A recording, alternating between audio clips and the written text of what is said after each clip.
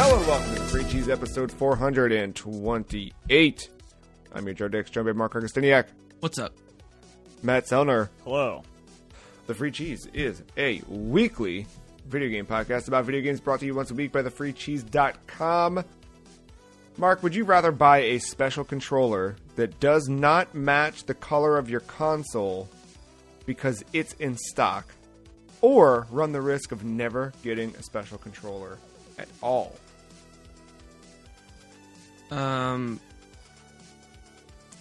I guess it depends on the special controller, but I'd rather get the special controller because I don't play with a console. Boo! No. Fully crossover. But I think Matt, it's a matter of... Oh, go. Yeah. I mean, I would have went with it either way. That's all. Matt, it's a matter of do you or don't you. You know, you're going to get one, it doesn't match, but... So here's the thing, my current setup, not too far removed from Mark, although I do play on console. And I actually do plan on playing, I think, the Halo campaign on console. But my Xbox is behind my TV, I don't even see it.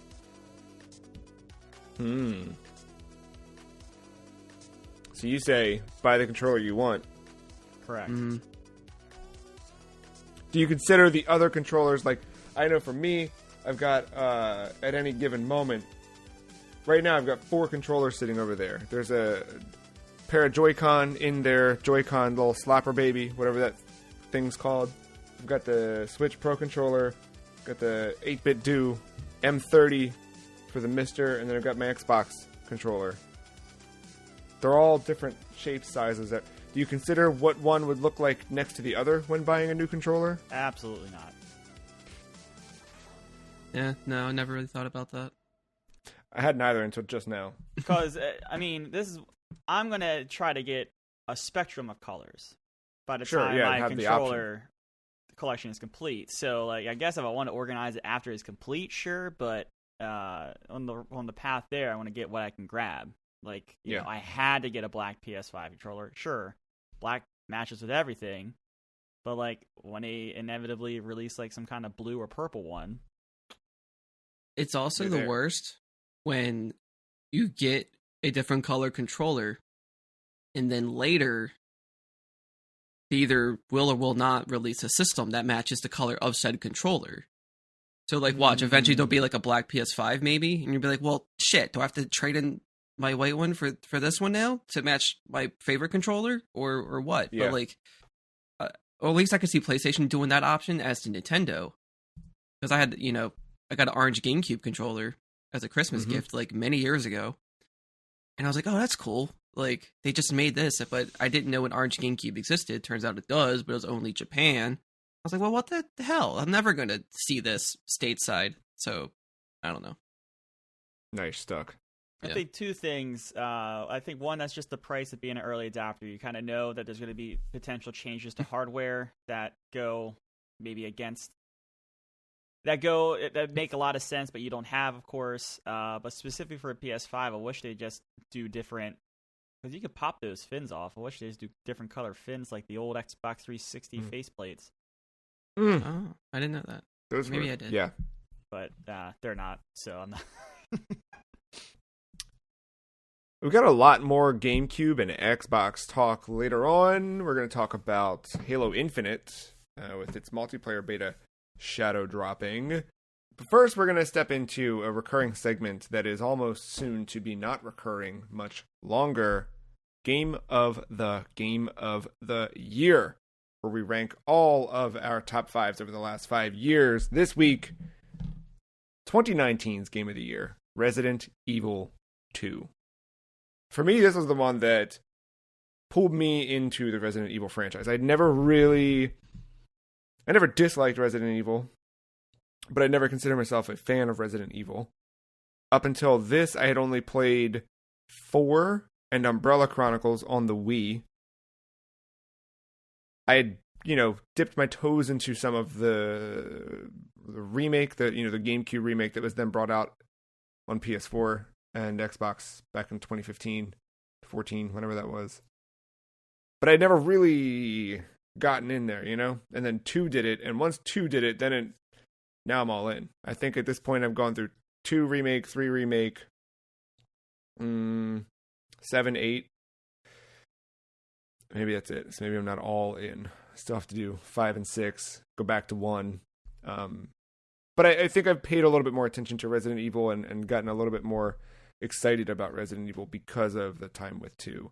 And this one did, I don't know, it's interesting because of where 8 is now, or where 8 left off. But after 2 and 3, I'm very excited for the third person Resident Evils, where 7 and 8 are first person, which I think it was definitely a welcomed change after where the series had gotten with 6. But I'm kind of excited to see what other, third person ones they can do at this point.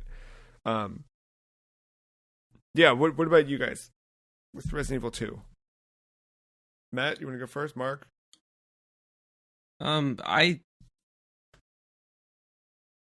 It's where to begin? Like I'm thinking about how this was like revealed versus like my experience with original 2. And like even while playing the remake, that's all I keep thinking about was just like kind of compare and contrasting how much of its roots is it like honoring, or is it paying like a homage to, versus doing something new and keeping it like fresh and what have you. And yeah, I just, every time I think back on it, it's never negative. I do like how they handled this one. I think it was, kind of going back to what made Resident Evil 4 so enticing to play and what won a lot of people over. And then also taking note of like how that series was starting to be more action heavy and less, scary. So they kind of brought that back in there too, kind of balance it out a bit more. So it's, I'm very impressed by how it's all handled. And also like the overall like length of the game. It's like, it's not too long, but it's not like, I mean, I guess if you speedrun it could be like pretty short, but I feel it's always a digestible game. And then with its extra modes that they tacked on, like, including like the tofu stuff or the Last Survivor, like playing as Hunk going through it, it's like, oh yeah, this is like, you can just kind of just run through this, and if you know where to go, like it's not, it feels small when you're trying to like rush through it, but it oddly feels big when you're just exploring and taking your time. And it's weird how a game can do that. Yes, because the first time through it felt like this never-ending thing that every time it would take you to a new area, because that was my first experience with 2's world. And every time you go to a new area, whether you're in the not nursery, but the daycare, whatever to call that, or like the sewers, like it all felt like this, like, what, this is never going to end. And I'm just, because there's that thing with Resident Evil where there's the tension and the like push and pull of like, I need to move forward, but like, what is awaiting me around the corner? Do I have enough ammo to survive whatever is waiting me around the corner? And then when I went back and played, I didn't play all the way through a second playthrough, but when I did a little bit of it, I like got to those beats a lot faster, and it was just, it was cool to like how they kept that all connected, because like it probably felt bigger in 2 just because of like there wasn't those conveniences of traveling between floors as much as it is in the remake, and the fact that it's not loading screens constantly, you're just going through each room, and it's not fixed camera angle, so that might add to it probably. But I don't know, like I've thoroughly enjoyed this game. I beat it maybe a handful of times at this point. Sometimes I still think about going back to it just to play it for a little bit, just to get that enjoyment. Yeah, I don't know. It's this felt like a good full package product day of release. There wasn't like all this DLC tied to it to like milk it for what it's worth or anything. It knew what it wanted. It knew what targets it needed to hit, and I just feel like it did it. Yeah, I agree. And it's on sale for $15 right now as we're recording, as part of the like Black Friday sale on Xbox. I saw it and I was like, do I buy that, run through that again? Like, I definitely don't need it. I've got enough to play right now, but just seeing it was like, man, yeah, I haven't touched that one in a while. Matt, how about you? Resident Evil 2. I mean, I don't. As the one who did not beat it here, I mean, I played a little bit of it, but I think it's a good. It did exactly what a remake does, right? Like, it stayed pretty kind of true to its source material, deviate where it needed to at times. I think all the new modern gameplay mechanics of it make total sense for a Resident Evil game. The third person behind the back, that's probably the best it's felt with any of their third person attempts. Yeah, I know. It's just, I don't want to say a good return to form, because I guess it's technically not a return to form. It's not fixed camera angles or anything like that, but, it's definitely a good kind of reset on the third person aspect of it, because we had 7 at this point, and then 2 was part of Sony press conference, E3, between the traveling of the auditoriums. And I think it took us all by surprise.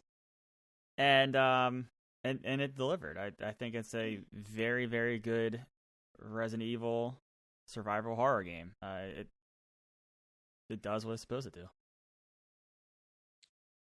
Yeah, the only thing I don't know. I mean, I do love it overall, but there's only like the one little thing that kind of bothered me was like how the zombies were handled. But I guess they had to do it for the way they did. Like if you're not playing on like an extra mode, or where you have like better weapons, or your knife has like infinite durability or something, the zombies don't necessarily like stay dead. So like in the original, like 1 and 2 or something, probably even 3, like once you shoot them, and then you shoot them until you see the pool of blood come out, and that's how you know they're dead. And then like I guess they switched that up with 1 remake by adding the Crimson Heads, right? You have to set them on fire or whatever. But this one, it's like, all right, if they're down, they're down. But if you shoot them again while they're down, they get back up. And I'm not a fan of that. So like the only way to avoid that is like you have to like sever their limbs, basically. And I guess that's the trade-off. But it doesn't break the game for me. But I just thought that was just a weird detail to have.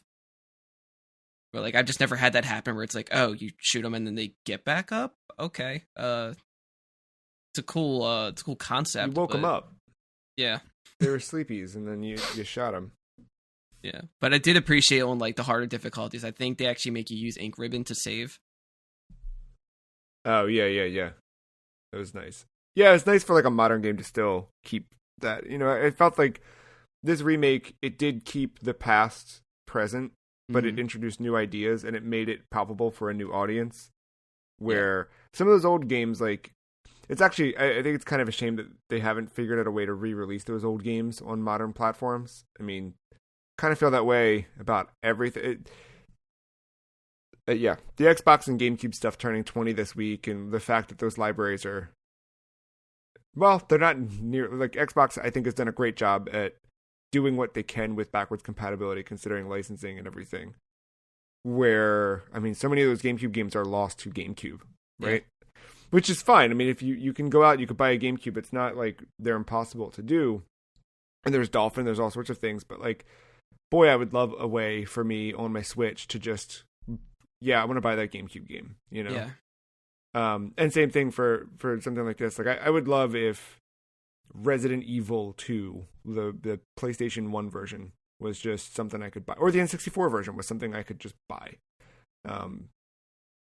It's tricky and it's complicated, but, One of the best map systems that I've seen is this remake's map. God, like, so good. More games need to do that. This game had a lot of good quality of life stuff involved with it for all the back and forth. And I think the dumb little mechanic that they added, but like the extra half second to steady your aim to get the pinpoint shot, I think in a survival horror tension base, every bullet counts, is very good. I think that was probably like one of the best additions to this entire game. And I'm talking like graphical overhaul, story overhaul, not story overhaul, but right. But I think that little addition raises tension in a weird way, and it's just literally like a half a second, maybe even like 15 frames. Yeah. And then on top of all that, you still have, you have the RE engine, just tying it all together. Yeah. Right. I think we've seen having more that impressive, as the base for. I think we've seen more impressive RE engine stuff since then. But yeah, definitely. Yeah, but like knowing that like they had kind of set the stage with 7, and then but I mean, you're right. I think Monster Hunter Rise does some wild things on the Switch with that engine versus this 2 remake. But even still, it's obviously like Devil May Cry. That too, same, Mm-hmm. yeah. It's time for the old ranking. One of the last times we get to do this with a game, but where are we feeling Resident Evil 2 shall live? I feel like Mark and I are going to be at a point, and Matt is going to be somewhere else. Man, this is tough. Throw it somewhere. Just because I didn't play it doesn't mean I don't like it. No, I know that. I have a very particular spot in mind, and I feel like you're going to not agree, and I feel like Mark will agree. What, above Doom? No. Above 7? Yep. That's kind of where I was thinking it was going to go. I didn't know if you'd put it above that. See, but then I also feel like Mark would disagree and put it below Resident Evil 7. No, I was actually thinking somewhere either above Final Fantasy 7 or above Doom. Okay, so I guess all right, we're all there. Color me wrong. Do we think this is? I think above Final Fantasy 7 remake.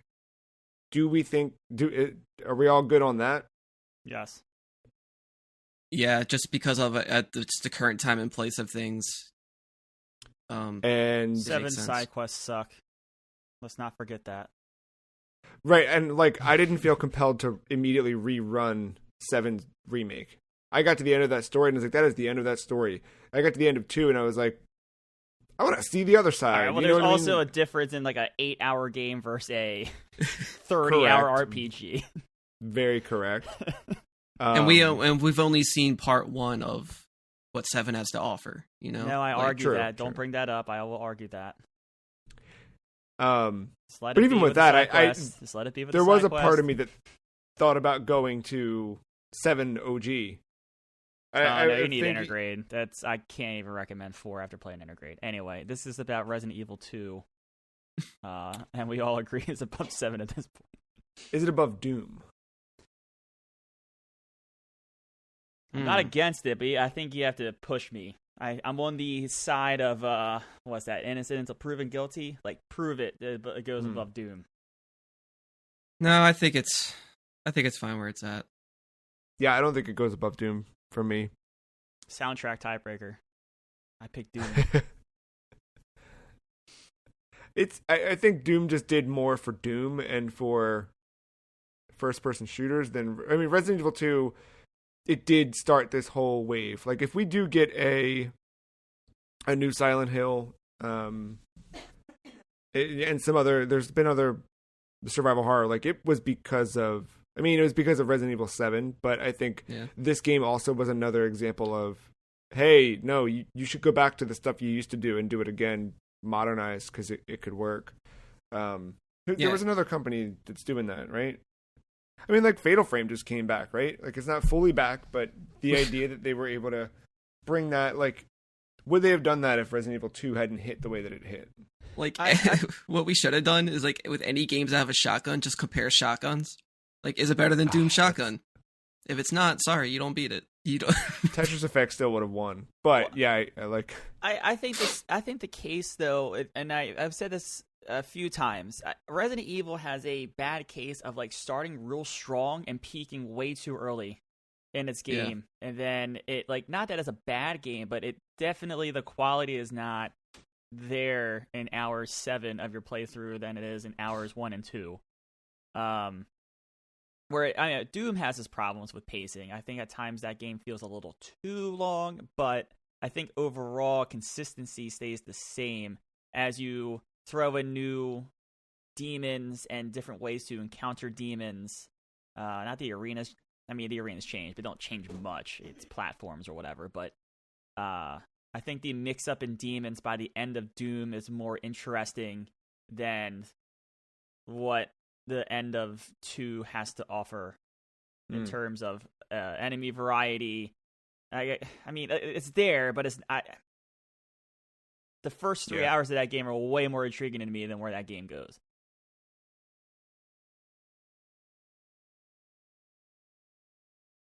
Yeah, I'm good with Doom above it. I think it's Doom, RE2, FF7. Is that... We feel good about that? Yeah. Mm-hmm.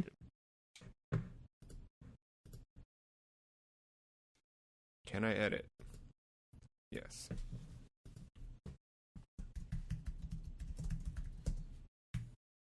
Ooh, gosh, this list, man. To piggyback off of what I said last week, I ran the numbers. I crunched the data. And I don't know how to break up that 3-pack. I don't know where to put anything. Break up what? The Fire Emblem, Red Dead, and the God of War, the thing I said I was going to break up last week. I ran the numbers, I did the simulations. They all came back. They should probably all stay right where they are. Yeah. Wow.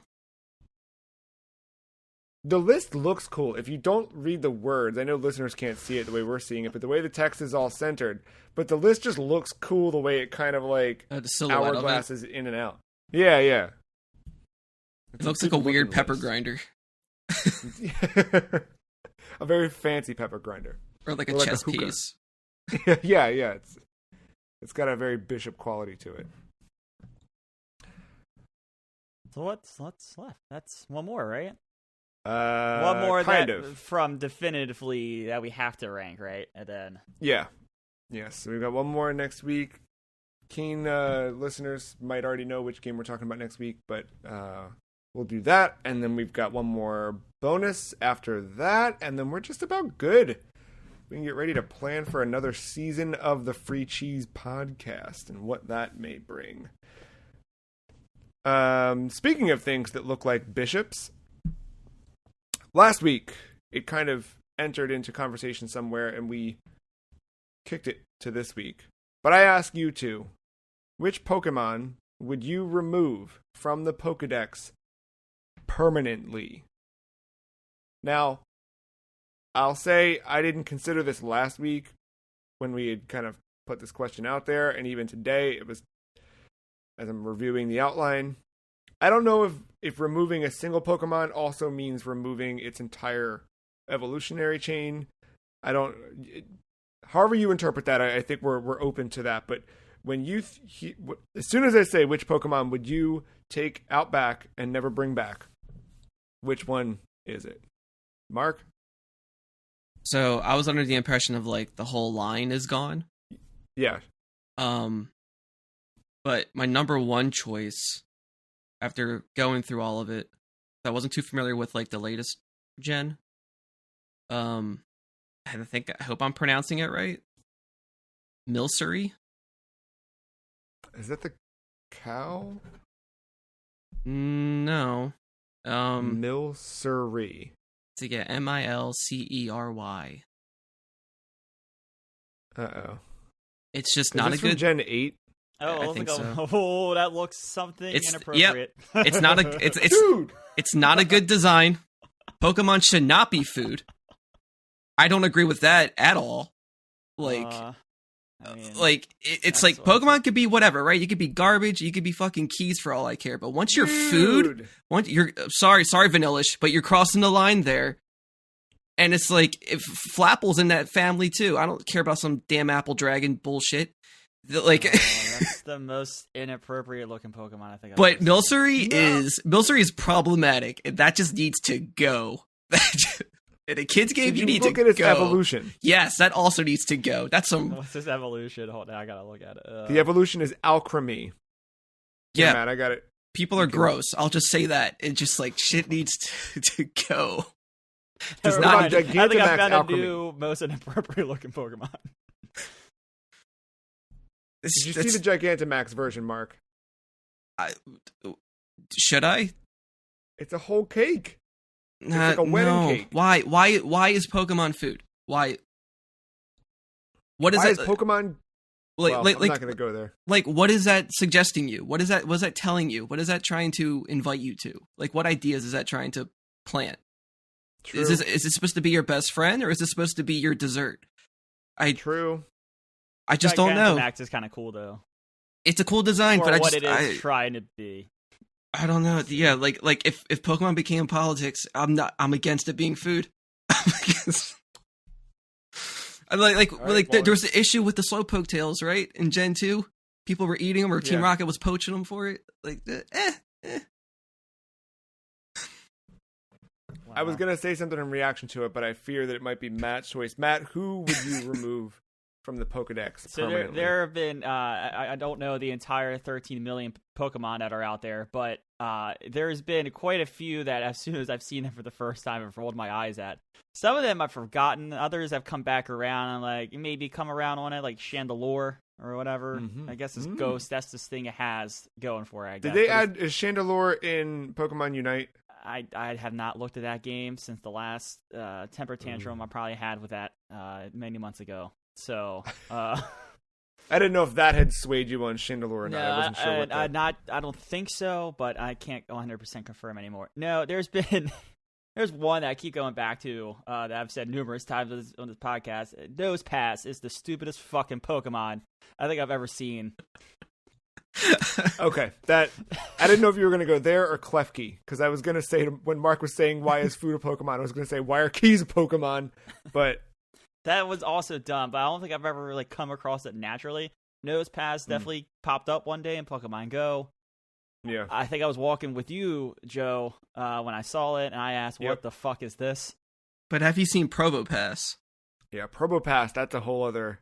That's his evolution. It has like a mustache. Yep, yeah. And a little hat. It's very fucking stupid. So I feel like mine are not as inflammatory or explosive.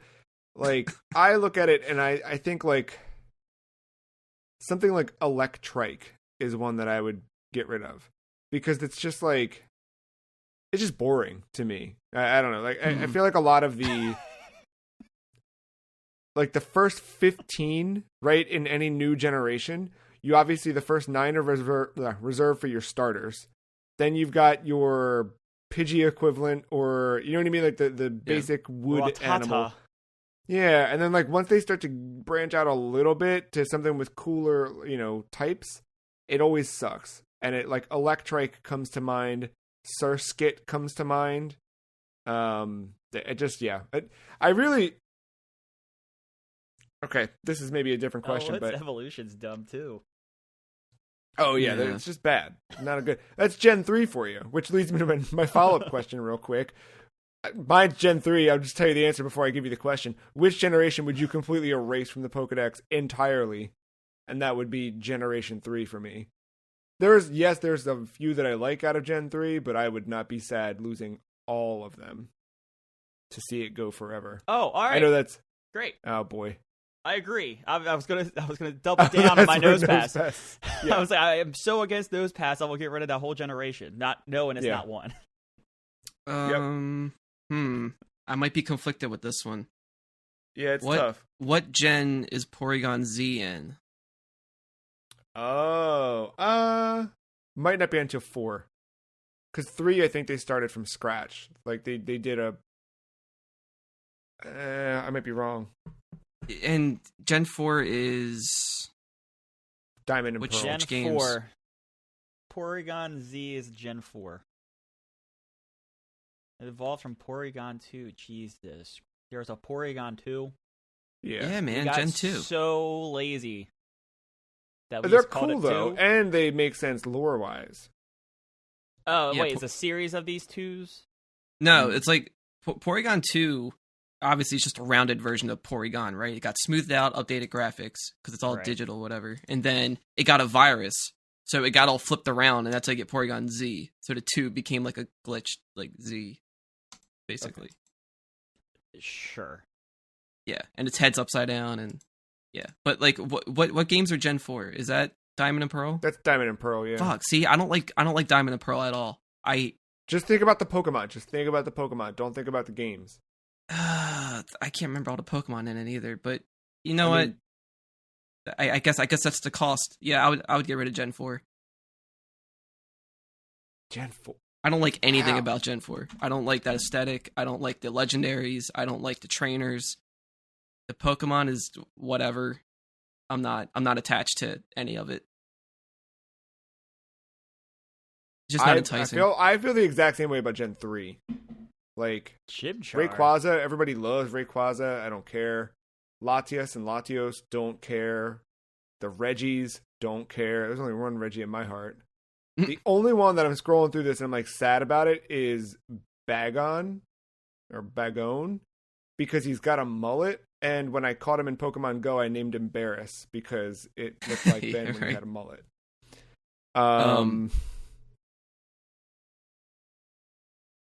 Yeah, but everyone else can go. If I was to get rid of a Pokemon based on your like how you got rid of like Electrike, right? Is that his name? Electrike? Yeah, just boring. Yeah. I think Voltorb doesn't need to exist anymore. I think like Voltorb kind of existed as like, oh, is this a Pokeball in the wild? What's this item that I found? Nope, it's a Pokemon. Oh shit, it looks like a Pokeball, but like there's so many Pokeballs now that Voltorb is so easy to defer from. So you start making evolutions of Voltorb. Come on now, Voltorb 2, 3, Z. No, and it's like, what do you do with Voltorb? What do you do to evolve him? You just turn him upside down and make him bigger. And then his whole purpose is to just explode and die. You don't need to be there. Here we go. This is what you do. Grand Voltorb, Ultra Voltorb, and then Special Voltorb Z as your Master Ball. Dude, I just created a new Pokemon. You're welcome. Whoever is in charge of designing that is lazily doing this nowadays. If they actually did that, I would respect it. But I like Gen 8. I like some Gen 8 stuff, including Alchemy, even though Alchemy's permanently dead now, I guess. But I like I didn't say Milcery. I forgot what the name was, because I never caught that one. I did get the apple. I like the apple, but yeah, some good ones. What game is Gen 8? That's Sword and Shield. Oh, okay. That's where we're at. Okay. I didn't love, like, overall Gen 8, and the problem I have with Gen 8's designs is I feel like a lot of them were, like, cool on the periphery. They were just always missing one thing that made them like, this Pokemon rules. You know what I mean? Like, Gengar just flat out rules. And there's some in Gen 8 that are like, man, that's cool, but if you just had a little bit more Gengar in you, you'd be a lot cooler. Oh, you know what? I think I'm kind of liking Gen 4 here. I didn't realize there was a Penguin starter. Yeah, Prinlup looked dumb, the evolution. But Empoleon, now that's badass. See, I never felt... Trident. Got a trident on his head. He has headbutt you. Piplup I like. Empoleon I can't get behind. I even little thorns and his little flappies. It's pretty cool. Matt, you know Pokemon Brilliant Diamond and Shining Pearl out now. Can dive in. I'll do you this. I've got a copy, my original copy of what do I have? Diamond. I'll lend you that. You can play it on your DS. Just download the ROM for Fire Red. Let's play that again if I'm looking for a Pokemon game. Fair enough. Or Leafy Green. We're gonna travel. What is it? Leaf Green. Leaf Green, Fire Red. Yeah. We're gonna travel ourselves back in time. Not 2, not 10, but multiply them together. 20 years ago. Both the Xbox and GameCube turned 20 last week. So, I've got 20 questions for the two of you about each. When did you first hear the word Xbox? I mean, probably like either the year of or the year before it was coming out when they announced it. I don't know where exactly or when, but it's like either I was watching G4 or something like that, or I went into like a electronics boutique and saw like a poster for it. Yeah, it would have had to have been G4 for me. I don't know where else, because I know like my one friend growing up had an Xbox, but I know like it just didn't show up out of the blue. Like I knew of it, I just don't remember where. But it would have had to have been G4. Like I feel like G4 or a magazine, something magazine. Like that. Yeah, Game Pro or something. I subscribed to a gaming magazine, I think, for a few months. Like I was not collecting them, so a lot of my news was G4. I was dumb. I never actually subscribed to them. I just bought them, which was a waste of money on my parents' part. You know what I mean? When did you first see the GameCube? Nintendo Power. It was see it, right? Open to interpretation, man. Whatever. See it. I write the questions you answer. Probably my cousins, because they had the GameCube. And unless it was I think an EB Games or a GameStop or something. Yeah, because I was subscribed to Nintendo Power at this point, and because like as soon as like the Game Boy Advance came out, I think that was like when I was. Well, I guess a little bit before that, I was still subscribed. I think even during like the 64 days, I was definitely subscribed, and then just kept it going. And then they were like teasing the GameCube, and like I still remember that cover.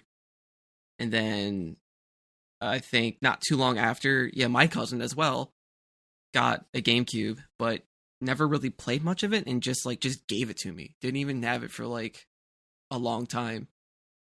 I was like, sweet. The only problem was that like the cord to it, like where you plug it in, was like chewed up or something, so that had to be replaced. But sweet deal. What, $30 if that? Maybe something like that. Yeah. But between seeing it in the magazine and actually getting one, my friend Charlie, like, he just kind of got like the early adopting, early scoops on like basically anything like that. Like he was usually one of the first people to get any kind of new system, so we'd always be over there just playing it, whatever.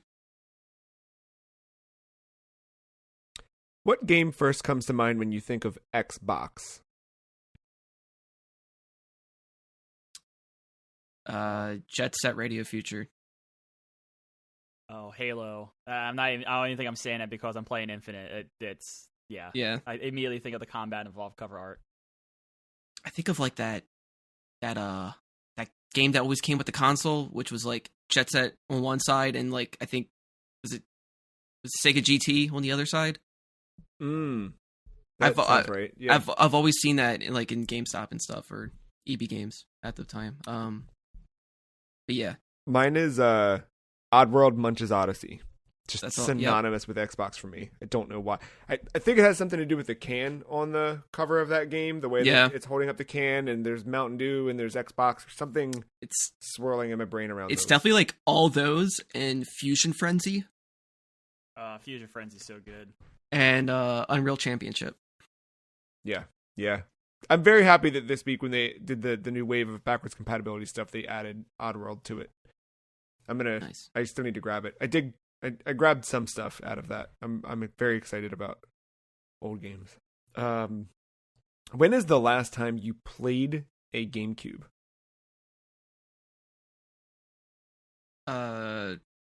Probably, if not earlier this year, late around this time last year, I believe, because I still got mine. I still got some games for it. I got the HDMI, adapter for it, whatever. So, kind of play it on modern TVs. I just can't remember if it was this year or not that I touched it last. I think it was last year. Probably college. Oh wow. Probably college. Like physically, because I never really owned a GameCube besides the original Wii, but I never really played GameCube games on it. It's probably college, so 7-ish years ago, because I probably definitely would have played it my senior year. So whatever, however long it's been, 7 years. God, time flies. What is your strongest memory of Xbox? Strongest memory. So I had a unique opportunity. My friend who had an Xbox went out of town for like a long weekend, and he lent me his Xbox for that weekend, and I ran Halo and Halo 2 that weekend, like, straight. Like, I didn't get much sleep. Yeah, it's typically it's usually playing Halo at someone's house, just like a whole weekend of like doing that. If not, I think only one time I did a LAN party where we had, I think it was 2 Xboxes for Halo. I don't know how many Xboxes you could hook up for Halo to do a LAN party. I don't know if it was 4 or if it was 2. My gut says 4, but that might just be. But I think we only did 2, and it was 4 people per TV. I remember doing that once. Aside from just playing Halo with people, because that's far known that it's that one, but playing like a demo disc for some reason sticks out to me. Just messing with like that menu and all that, like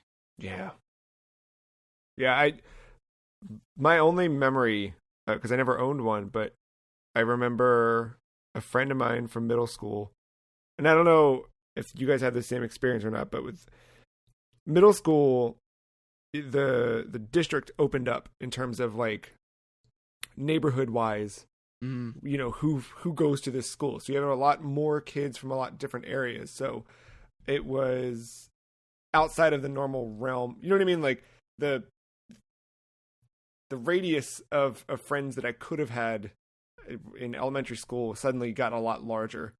And so I was in like a new area, in a new place, which granted now it's like 5 minutes extra drive or something. It's not that big, but It felt huge back then. So you have that kind of feeling combined with like a new friendship, and then like this guy's got this Xbox thing.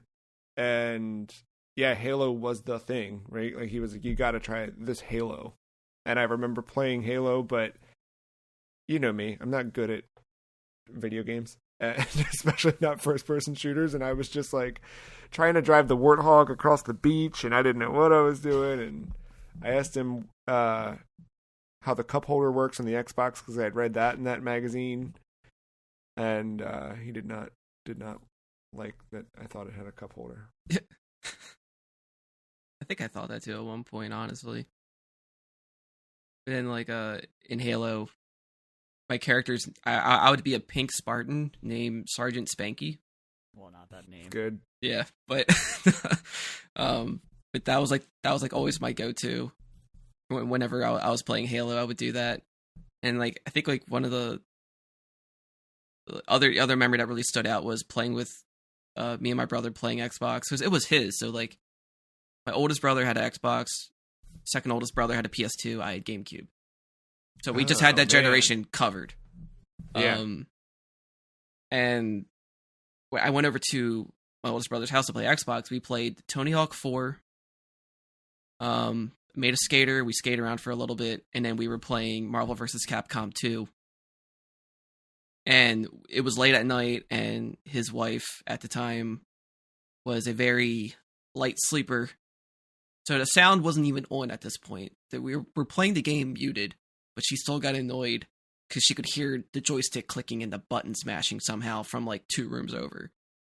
So then we just had to stop. And I was like, all right, well, that memory's always in my head for some reason, but that's where we are. Were you the first of your friends to own a GameCube? No. Charlie, Charlie beat me to that for sure. But I think I answered that last question when I said I never owned a GameCube. So. Yeah. I think I was the last of my friends to own it, because I didn't get one until after I had a Wii. But a girl I dated in high school was throwing away. She had bought a GameCube with Mario Party 5, thinking it was like Mario Brothers 3 for NES, just kind of not knowing what to expect. Yeah. Played Mario Party at a couple sleepovers or something, and then, like once or twice, and that was it. And then it sat in its original box, all brand new, everything in a closet. for years until like spring cleaning hit, and it was like, hey, you like video games? Do you want this thing? And I ended up with a essentially brand new black GameCube in like 2006 or 7. So I think I was the last one to own it, but you know. What do you think is Xbox's legacy? Legacy. The Mountain Dew era of video games. Mm-hmm. The puberty of video games. Yeah. Man, I don't know. It's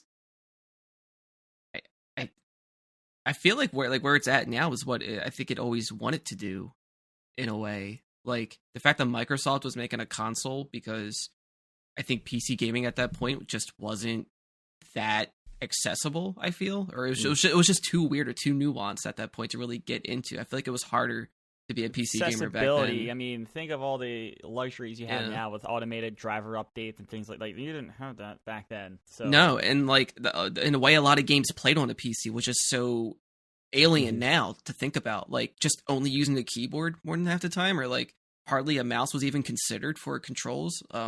Yeah, it's just so weird and probably hard to get. I think it alienated probably a lot of people that aren't too familiar with games. Love when John Linneman throws out a voodoo graphics card. It makes me laugh every time. But yeah, just the fact that Microsoft wanted to get into that game and probably get a wider audience, cast a bigger net, I think there's something there with that. And look where we are now, you know? Did you ever get a Wavebird? No. I was super hard against wireless controllers when they were first coming out. Like if I had to rely on batteries for anything, you're dead to me. Like I couldn't stand it. I needed a wire at all times. It was just one less thing that I was like, I just saw it as an investment. Like, all right, I got to keep buying batteries or something. But I get it. Now I don't care. Batteries. That's why I've been saying today. Well, that's why I have rechargeable ones. So I just keep swapping them out. I mean, Microsoft got me. Yeah. Twice now. What is your favorite Xbox game? Probably Halo 2. We're sticking to the original Xbox, but yeah, Halo 2. Yeah, original Xbox. I'm either between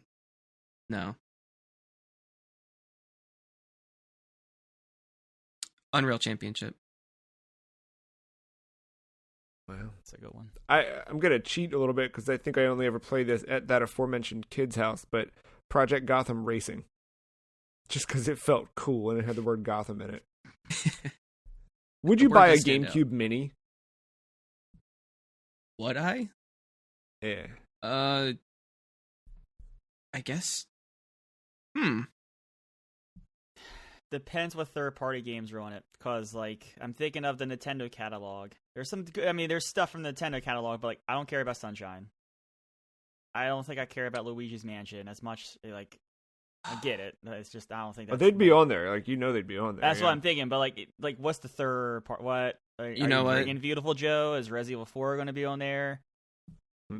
Yeah, you know what? I don't know why I even hesitated. I would, because half those games now are so expensive to buy if you're not doing emulation. Like, sure. Yeah, I think that's just a no-brainer at that point. Hopefully that would affect that market as well. But like, you would get the first Pikmin, maybe Pikmin 2, right? That was also GameCube, or was that? Yeah, they're both. Yeah. Metroid Prime. You know, you get Prime that and Prime on there. 2. Probably Princess, maybe. Wind Waker. You for sure get Wind Waker. Yeah. I don't know about Twilight Princess because I think they want to associate that with Wii. Or Wii U. Oof. The HD one. No, honestly, that's like the best version of that game. But right, I forgot. Also, Wii U turned 9 this week. Happy birthday. We'll do a deep dive on the Wii U next year. Look forward to that. Mark your calendars. Yeah, I would get a GameCube for sure. Mark already answered this a little bit, but did you ever have or go to a LAN party with Xboxes?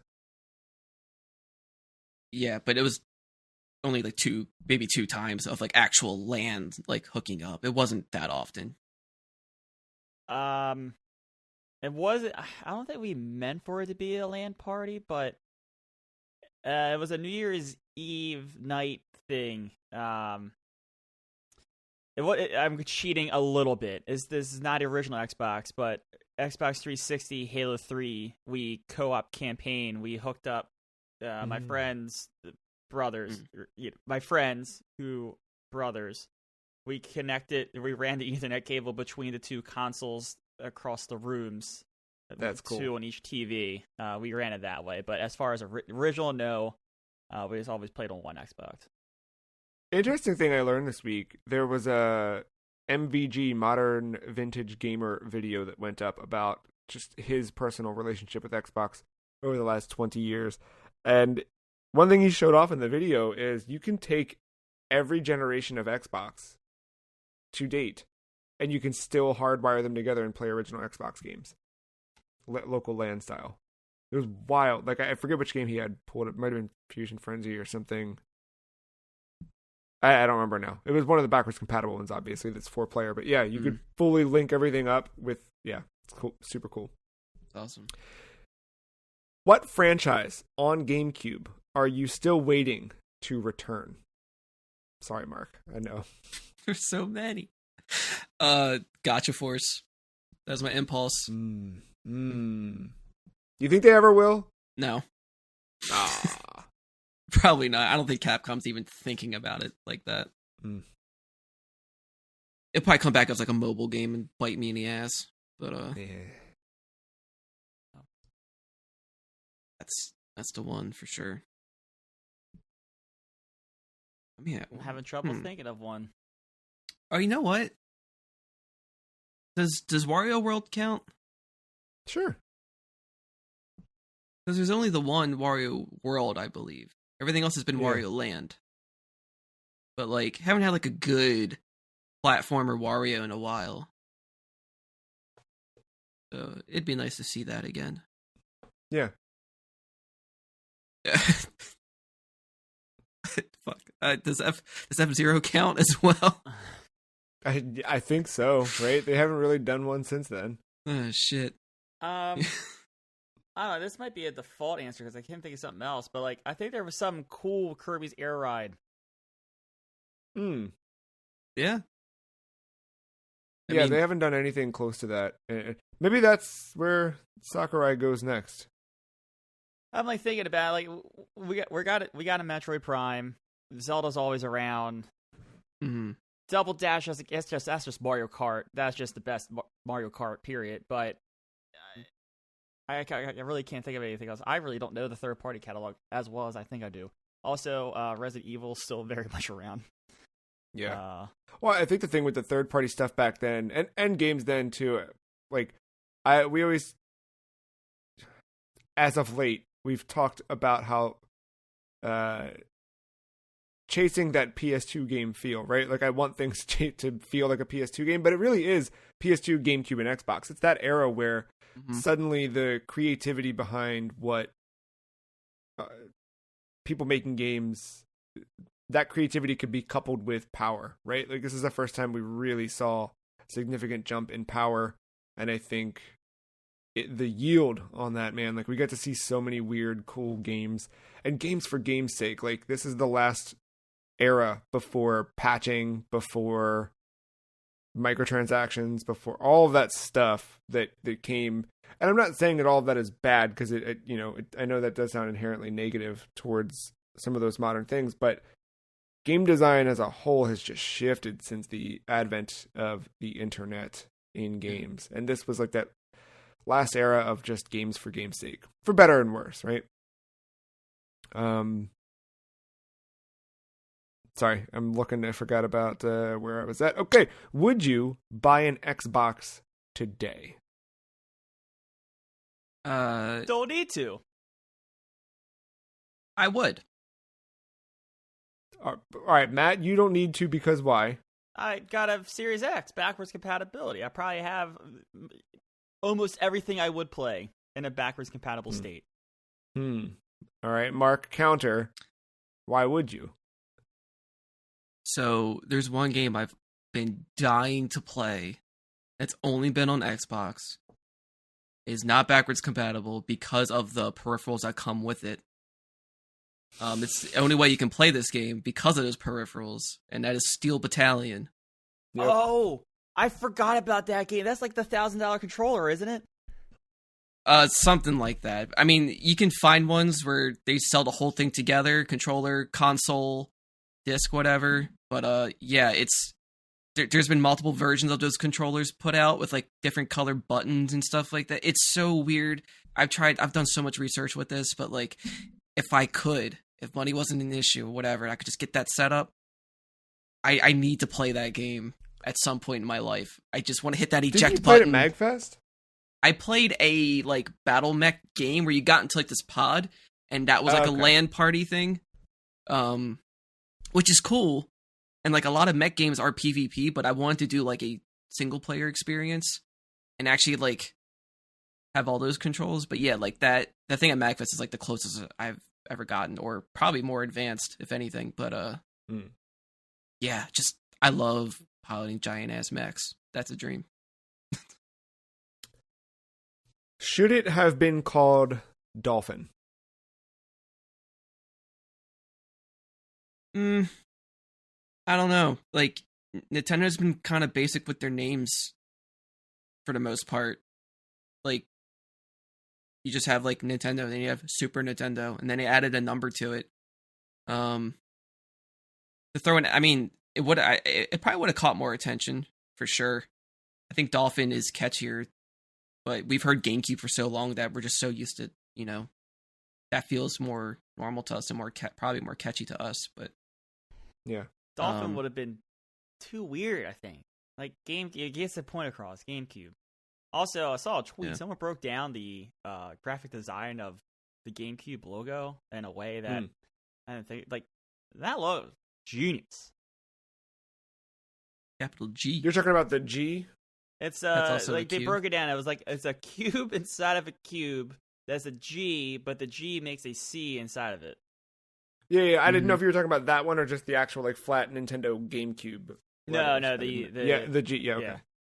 I don't think you could have did that with the Dolphin. You'd be surprised. Look at the Nintendo's like, try me. Yeah. Well, anything's better than a Wii U name, so. Most confusing naming scheme ever. No, sorry, that's the 3DS. Yeah, Nintendo's got some real hitters when it comes to naming. Yeah, it's like they try to keep it as somewhat plain as possible, but then still somehow make it complex by adding more to. They keep tacking more onto DS, it. DSi, DSi Lite, new 3DS, new 2DS, 2DS. Like, what the fuck am I playing? I'm dying to see what the Dolphin XL. The Switch OLED is such a dumb name too, though. But that's just what they call it now. Switch OLED model. But at least it makes sense.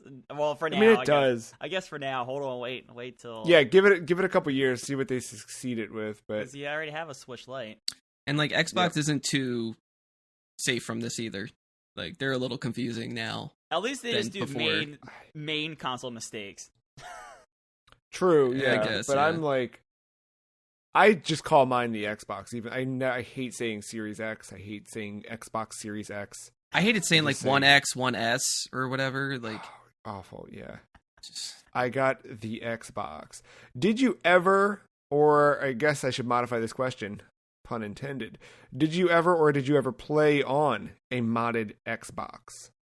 Did you ever mod one, or did you ever experience, that modding scene? That was the first time I remember. Knowing that, I guess, no, I knew about the PS1 stuff where you could mod the thing to play import games. But the actual, like,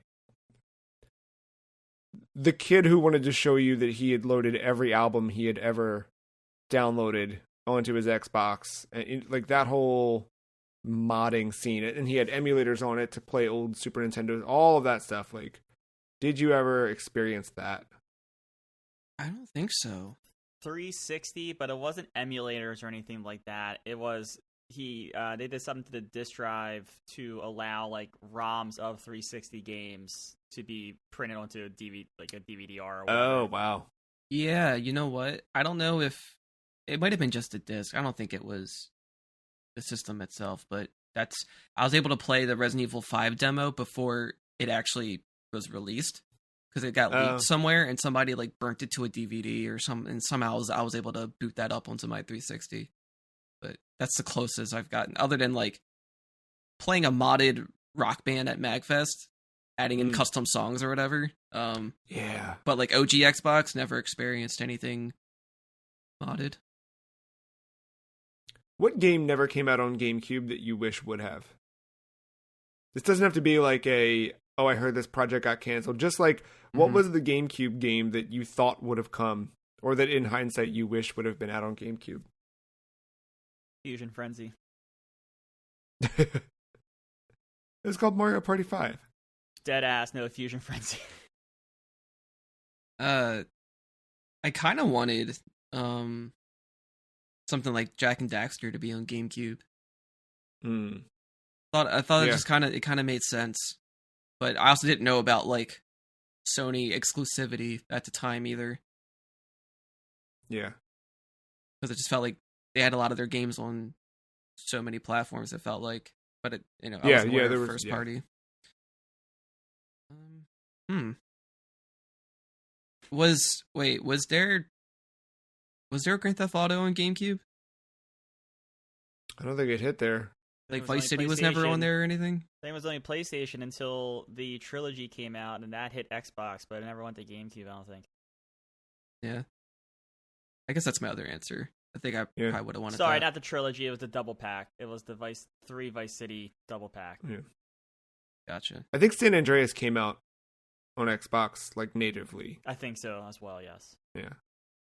Yes, because that's where I played the little bit of San Andreas I played. Was on Xbox, yes.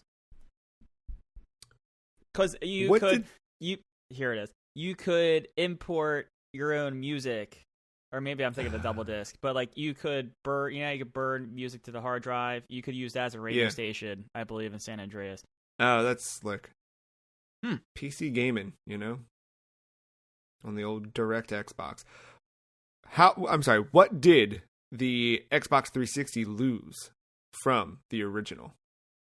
The cup holder. So like, and a machine that worked longer than 2 years. So damn, there it is. That's the answer.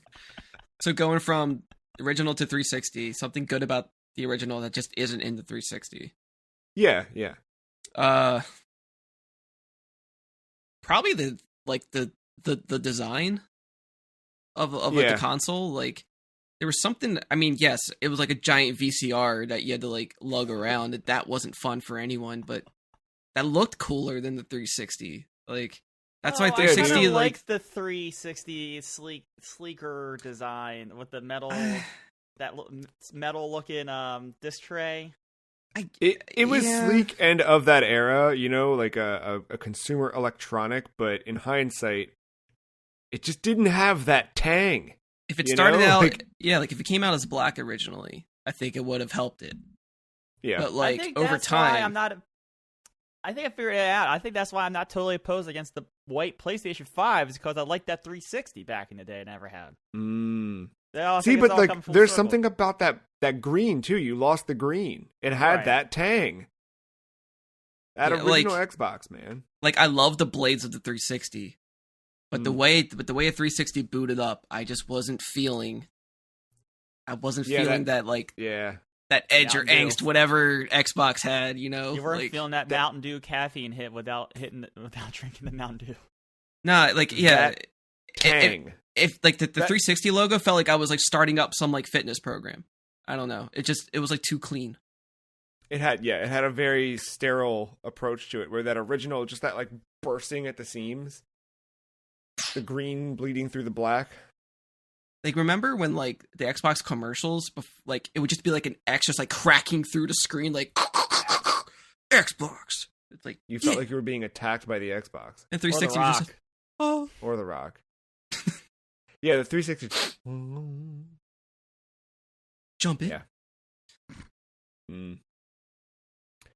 What new franchise from GameCube was your favorite? New franchise? New franchise. Had not existed prior to GameCube. This is in America. All right, fair. Animal Crossing. Yeah. I mean, that got me hooked. That was my first game I ever bought. Came with a memory card. I was obsessed with Animal Crossing. Did you come back did you hang out in that new one any longer the other week? After that day, not really. I'm just like, I hate that I'm still behind in that game. Like, I only have like 3 rooms and they're not even fully maxed out size wise. It's like, I have no money. I don't know all the tips and tricks with that game. I forgot everything. I just checked to see, hey, what furniture can I get? What new clothes do you have? Cool. Yeah. Turn it off after. I finally got my fossil collection done the other week. Oh shit. Yeah. I've been waiting on one, it turned out. Oh. T-Rex skull. Kind of fitting to be the final one, but you know. Yeah. I think if I had played Pikmin back in the day, it would have been mine. I still haven't played it, so I can't definitively say that's the one. But I guess if not that, Metroid Prime. I mean, it's not. It's Metroid still, but Prime was his new. Yeah, the Prime. Yeah. Crazy. Yeah, my gut reaction is. Sorry, go ahead. Oh no, it was just to go off of Matt with Pikmin. I loved reading about it. I loved watching it, but never had access to Pikmin at like when it came out. It was so weird to like have that weird like infatuation with it and never played it. I had the same thing. I remember like I never truly understood that game until I played a demo about a year ago. Yeah, one is creepy.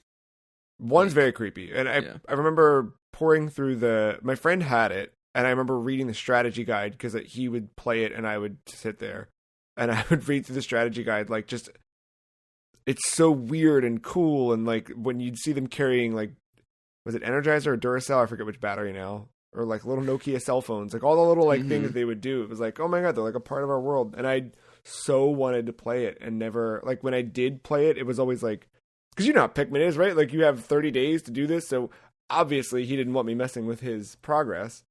So I'd occasionally like replay a level or something like that and just kind of get like the feel. But yeah, I didn't really play it until I got that aforementioned GameCube. I started saying, oh, I should go get GameCube game, and I got Pikmin and played through that one all the way, and it's good, man. I wanted to play Pikmin 3 the other week, but then everything kind of came out in the last couple weeks, so I just didn't. But yeah, Pikmin 3 is very, very good. All the Pikmin. I think Luigi's Mansion also, because that was like right there at the start. It sucks because I think Luigi's Mansion 1 is probably still the best experience out of the 3. I like 3 a lot, but I think 1 just had a... 1 captures the vibes, for sure. Yeah. 2 more quick ones. On Xbox, did you ever use the smaller controller? That's... Like, I started playing it more once I had access to smaller controller. My hands at the time, super tiny. I like that big controller was definitely a deterrent for me for a while.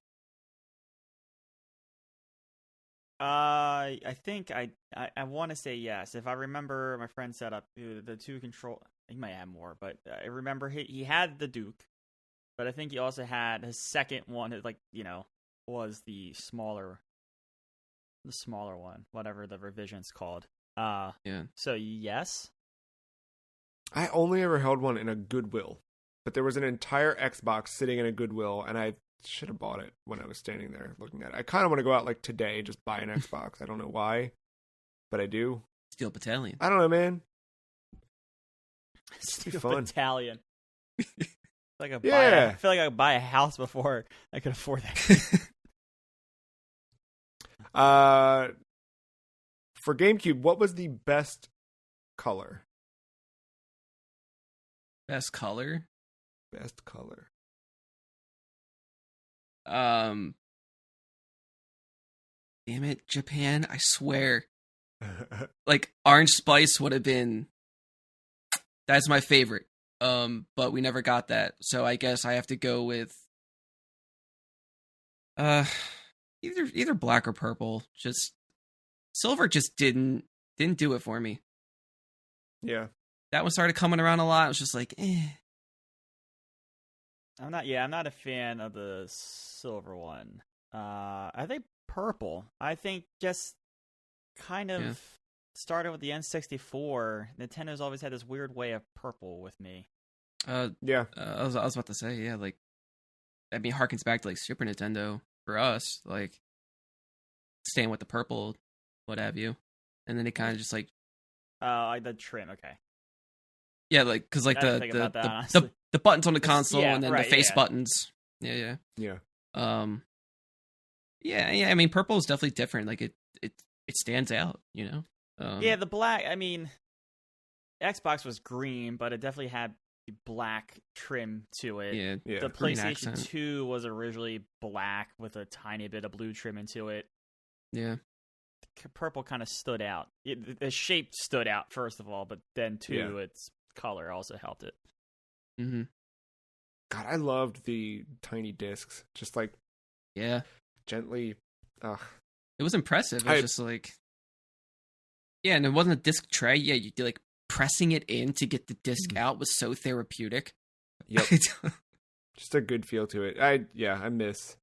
Yeah, remember the days of memory card holders and game cases and. Oh yeah, buddy. Or the cloud. Mad Catz. There's a lot more conveniences, but I do miss like that video games used to be a toy rather than a lifestyle. Like whatever the heck this is now. Speak for yourself, bro. Yeah, All right, final bonus question. If you could walk into a 2001 store right now, would you buy an Xbox or would you buy a GameCube? An Xbox. And it's for 2 words. Xbox Live. Oh, I thought you were going to say Steel Battalion. No. No, Xbox Live and Halo 2 would have kept me. That can still keep me occupied. That proof this week. It can still keep me occupied today. Yeah, I think. Oh man, I mean, I guess I relived the GameCube life, so I guess I would go back and get myself an Xbox if I could. Just to play that game and get it out of my system. But yeah. That's and also like Jet Set Radio Future still like I'm surprised that still hasn't made it to not be. It's not playable anywhere else. That just blows my mind. Like Sega's so good at like keeping up with this stuff, and then this one's just left on the wayside. The one glimmer of hope is that recent financial report from earlier this year. They talked about old franchises coming back, and that was a name they listed on there. So yeah, happy about that. I don't know. My gut says GameCube. My gut says buy them both, but I didn't make that an option. But yeah, I feel like I missed out on. I think both of them because I only had a PS2, so I missed out on both of them. But I feel like I don't know. There's definitely like very torn. There's still some GameCube games I still wish I had played. I never did. You know, like Pikmin or something. But like Eternal Darkness, I really want to play. Mm-hmm. Even though like a lot of those things that made it so distinctive probably don't age well just because of technology, but it would be cool just to experience that, and it would also be cool to see that franchise kind of come back too. Speaking of franchises that came back, Halo has made a strong return this week, and we're going to talk about that right after a short break and more. We'll be right back.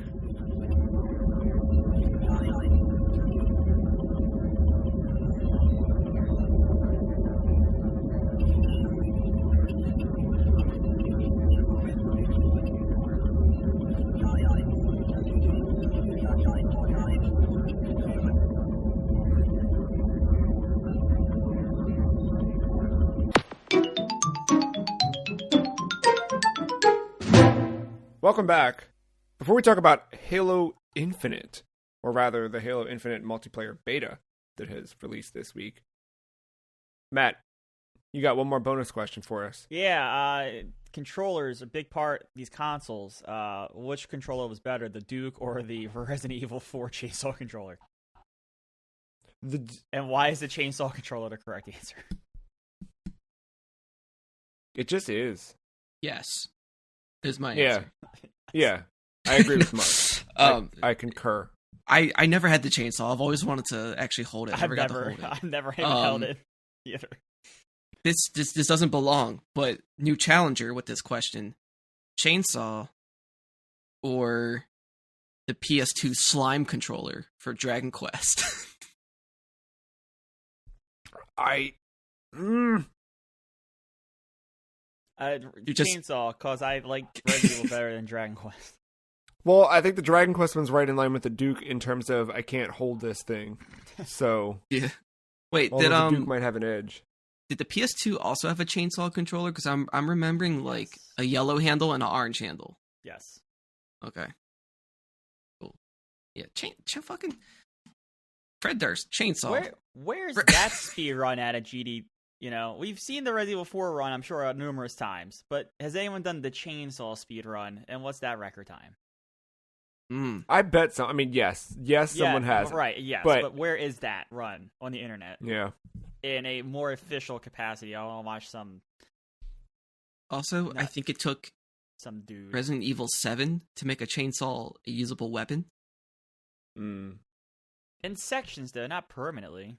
No, I know, but still, before that, you could never wield an actual chainsaw. Was it like a section too? It wasn't even section.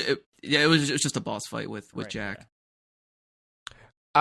Side note on Games Done Quick, but I've noticed, I haven't really watched any of it, but I've noticed they've been doing different things with the YouTube channel for Games Done Quick, where they're doing like a new game comes out and they have little new series now where it's like they show you what it's like to be a speedrunner and try to figure out a game, like that whole process. There's other ones where they like are going back through like trying to improve personal best. Like they have little mini series now in between just the big GDQ events. Again, I haven't like jumped into watching any of them in detail. I've just seen them pop up in the feed, and I'm like, I like that there are options out there for people interested in that type of content.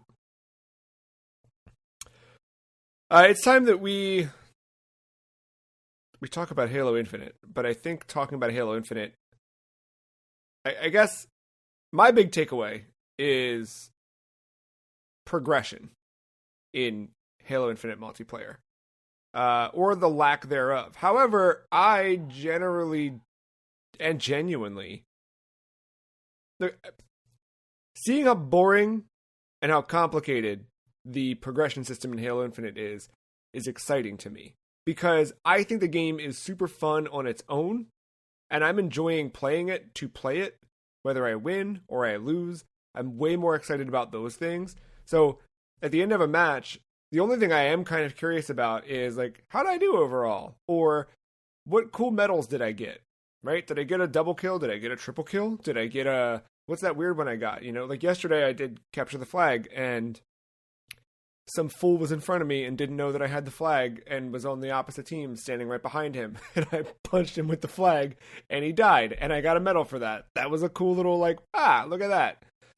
And I care more about those things than the daily or weekly challenges that have been popping up. Because those daily and weekly things, there's so much an afterthought. Like they pop the little progress bar fills before I even realize, like it goes away faster than I can realize what I even did to earn that XP. And then I unlock one out of two things, or sometimes none out of two things, because I don't have the premium pass. Not that I was going to buy the premium pass, but I also looked to see how much it was, and it errored out and like just crashed on me. So like, there's a lot of things bad around it, and I'm generally like okay with it, because I hope all that stuff just goes away forever. That's where I'm at Halo-wise, though. I think the game is super fun. I like what I've played of it. And I don't really care about a battle pass. But what do you guys, where are you landing on Halo Infinite? Mark? So, overall, I am enjoying it. It's actually enticed me to keep playing. It's one of the few games that is competitive that I actually play. And like, that's rare if you know me. I usually don't really get into a lot of games like that. But because Unreal Tournament is dead, this is the next closest thing that I can No, you're supposed to, but that I can enjoy. It's cool seeing how different this is from what Halo 5 and 4, more so 5. Like 5 was just so different in like the worst ways, in my opinion, from what Halo usually is or what people remember fondly of Halo. And it's like they were just trying to do too much, maybe. And this seems like they kind of took it back, but still added its own flavor. I don't know. It's weird. It's weird to like. It still feels like old Halo, but refreshing. It's so refreshing. So like I'm enjoying it, and like wanting to keep jumping back in is nice. Yes, of course I bought the battle pass, but dude, you're not alone. So like, and it's like one of the few times where like I actually don't mind it. I guess it could be better for sure. I think what Master Chief Collection was doing, I think, is a better approach to progression, where you kind of get to pick what you want to redeem next versus you just kind of have to go through the whole line. Right. I don't care for that too much. I think you should still be able to pick. And I know this probably isn't going to be final with what we're dealing with, because I've been kind of paying attention to like the Halo support, like Twitter and all that stuff. And they're like, yeah, like we're listening. Like a lot of people have complaints about this progression system, and they want to, tweak it and fine tune it to be more like incentivizing, I guess. Because it does feel like you have to like do so much for so little right now. And I think that's like the biggest complaint. So if you're going to do something like that, like you should feel wanting to go back in every time, instead of just like, I gotta do like how many matches for how long just to like push up this level thing. And it's like, it's ridiculous. And I don't know if like somehow my like remember that the Monster Energy stuff they were promoting like last year when the game was supposed to come out? Yeah. And you get that bonus XP. I think I still had that. Oh, and wow. I think I was able to redeem it. And like now I'm like level 30 on my thing. In the battle pass? Yeah. Like I was originally like level 5 or something or like that, and then I hit something. I was like, all right. I don't know if like the battle pass, like buying it added bonus XP boosts or what have you as well, but I just fucking skyrocketed. But yeah, I don't know if this is a battle pass I want to complete to 100 or stop at like 60 something, because like around the 60-ish range is where like all the ODST stuff is, and that's all I care about. I just want that stuff, and then I could care less about anything that's like Halo Reach. I think I like the game Halo Reach, but as far as cosmetics go, I'm not like, So the one thing they've said about this season is that it's going to, typical seasons are going to be 3 months. This one's going to run until June. So knowing that, and knowing that you will eventually get the ODST stuff just by nature of playing it regularly, what other way would you want to unlock that stuff? Because I think nowadays everything gets shoehorned into this battle pass-esque progression system, but yeah, is there a way you can imagine Halo doing it differently, or that you'd prefer? Because I've been struggling to think of that myself. Like, I don't necessarily like this, but I also don't. What I'm doing is I'm really trying hard to not care, and not care that I don't care, because I do care. Like, that's the real thing, is that like I do want to jump in and I do want to see the thing go up, and I am watching the meters and all of that stuff, but it's like it's too much, and it becomes Matt's destiny clocking in, right? Like that, just like I got to because I got to because I got to, and I don't want to got to. I just want to play Halo and have fun. Yeah. And like we just talked about with the Xbox and GameCube stuff, like back then, how did you make your character pink in Halo 1? You just picked the color. Picked it. Right, you know what I mean? Like it was just there. It wasn't a thing you had to make sure that you got 2 headshots in a match for or something. I don't even know if headshots in a match is a thing, because but there's the other side of it too, where like, there's certain armor and things that popped up in like Halo 3 that you could only get if you had achieved certain actual tasks in the game, right? Like the armor was unlocked because of a thing you did. In and of itself was an achievement. Yeah, I don't know if that makes sense to bring back. kind of like Halo Reach, where like I think whether it was single player or multiplayer, I think you were always awarded credits or something like that, or like points just for just playing, and then you could spend that to buy any armor that you wanted. You know, it wasn't like you had to go through a line like how it is that's now. Actually a really I think that's probably the best approach, just a universal currency. Something like that, or like, for example, like if they were doing just like an ODST themed thing, right? Like if you want to like just that stuff, like the armor or like the what have you, I think they should have like maps specific from that game, and like playing in that specific map or using weapons that were mainly used in that game or like something like that. I think could help towards that progression or something. So it's like, I don't know if that's even a fun idea, but I like that. I would something like to like thematic. rewards for seeing that you completed things in Master Chief Collection, like brought forward here, right? Like if you've beaten the Halo 1 campaign at Legendary, you're gonna unlock this special whatever Cortana Blue shader or something. And like the weirdest part, like I get confused on like what I unlock for what, because like you have your one Spartan, the Mark 7, and there's only like stuff for that, and then you have the Mark 5 one, which is the Reach, like Noble Spartan, and you have those customizations only, like it's only for that specific Spartan model, which is I thought was weird. Like I feel like you should be able to mix match any of that instead of keeping them separate. Well, the thing that's weird, if you start to dig into your customization options, and Matt, I'm sorry, I want to hear your overall thoughts on the game in a second. But the thing that's weird about the customization in this is like you can swap out arm pieces, chest pieces, leg pieces, head pieces, visor colors, visor shapes, head shapes, everything top to bottom. Like, and that's just your armor. There's also all of that for weapons. There's all of that for vehicles. So it would seem that you're constantly just going to unlock this stuff by random happenstance. But it's really, from what I've seen, at least no battle pass. And you tell me if it's different. One or two things every once in a while, kind of maybe.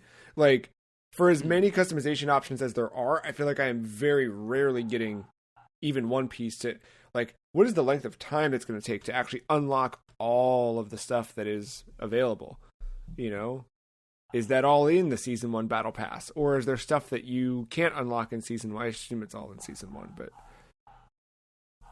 I mean, to follow that, I think you're gonna get something from Season 1 for all those different things, and then further expand upon it in Seasons 2 and 3, and going forward and stuff. But no, like, as fun as it is, just seeing the trickle of you complete a game, 50 XP, and just seeing it go, like, it's the most ungratifying thing in the world, especially when you come from games like Call of Duty, where, like, I don't think I talk about this much, but like at the end of Warzone, like there's like 6 things there giving you XP, and it goes really fast. It's like bump, da-da-da, bump, da-da-da, bump, and like some of it is like kills, placement, all that stuff, and then the very last one is just bonus. And like to this day, I don't know if a bonus XP it has ever been calculated in a Call of Duty game, but it's just there, and you get a random 3,000 XP, and that's great. Whatever.